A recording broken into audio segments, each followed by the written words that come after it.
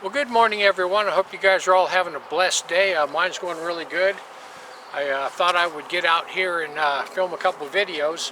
There's a little bit of a breeze coming through, so I hope it doesn't mess with the audio too much. But listen, I want to talk to you for just a minute about preparing. You know, when you look around this cemetery, every age is represented. They got some little kids, they got young kids, they got teenagers, young adults, and old people. Every single age group is represented. And it's kind of weird because you can't go into a cemetery and look for very long and not find someone that shares your birthday. You know, in life, we plan for absolutely everything. I mean, we're planners. I know I am. Like on Friday night when we have the grandkids, when I go to get them pizza, I don't just walk in there and order pizza and sit there and wait for 30 minutes. No, I call ahead. I tell them what I want. They tell me when it'll be ready. I drop by. There's a line usually right there, and I just walk right past the line, walk up, pick up my stuff, and leave. It's easier. You know, anytime you go on vacation, you call ahead, you make reservations. You reserve your hotel room. You're not going to show up there and not have any place to stay. We plan for our retirement. You know, we all have 401ks. We got money in the bank. We're planners. It seems like death is the only thing that people leave to chance. That's it. Plan for everything else, but the one thing that matters, they never give it a second thought. And when you look around this cemetery, according to the parable of the sower and the parable of the 10 virgins, there's probably 25%, maybe up to 50 of the people in this cemetery that actually planned on them winding up here one day. You know, one of my favorite scriptures on death is Ecclesiastes 8:8. And it says, there is no man that has power over the spirit to retain the spirit. Which means when you die, you lose all power. There's going to be someone waiting on you. Neither has he power in the day of death. There's no discharge in that war.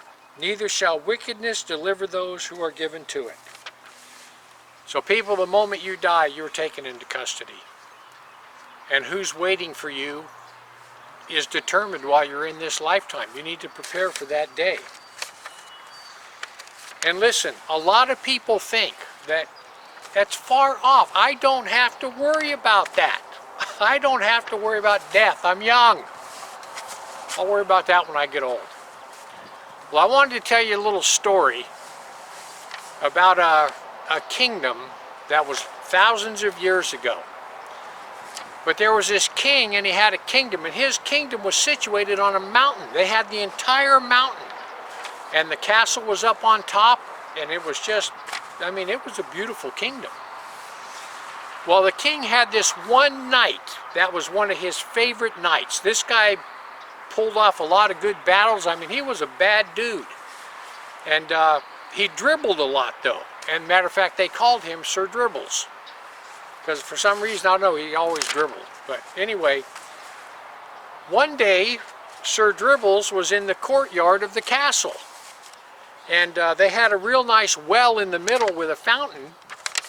And he happened to look over there, and he saw that what he interpreted as the death angel. You know, a guy had on like this big black cape, had a sickle in his hand with a cape up or a hood up over his head.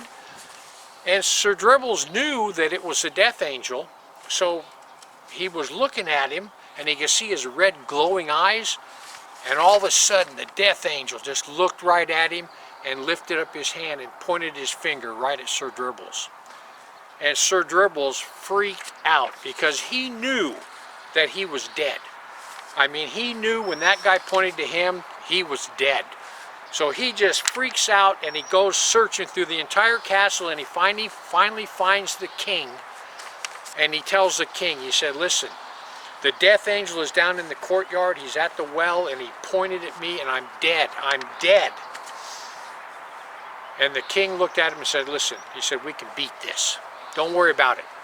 He said, this is what I want you to do. I want you to run down to the stables, and I want you to get my fastest horse. And I want you to ride all day down this mountain and ride over to the coast. And I want you to get into my fastest ship, and I want them to take that ship out as far as it can get at midnight and just get out there in the middle of the ocean. And Sir Dribbles goes, you know what, that might work. So he does it. He runs over to the stables, gets on the horse, shoots down the mountain, goes off to the king's docks on the side of the sea, gets in the fastest boat, and off they go. So Sir Dribbles is okay. So later on that evening, the king is down in the courtyard. And he's walking by, and also he notices the death angel is still sitting there by the fountain.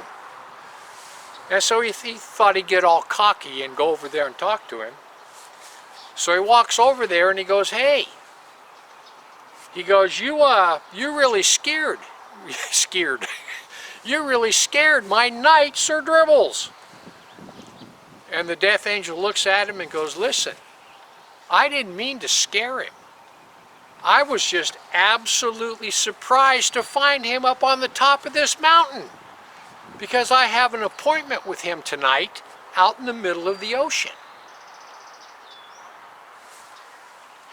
People, listen, you need to plan. You need to set in motion a plan where on the day you die, your guardian angel is waiting to escort you to the gates of heaven.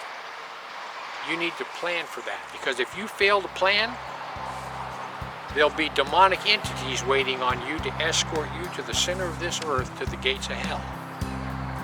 You need to plan for that, because nobody knows the moment they're going to die. Nobody. Anyway, I just want to give you something to think about. Heaven or hell, you choose. Just remember, once you take your last breath, it's a done deal.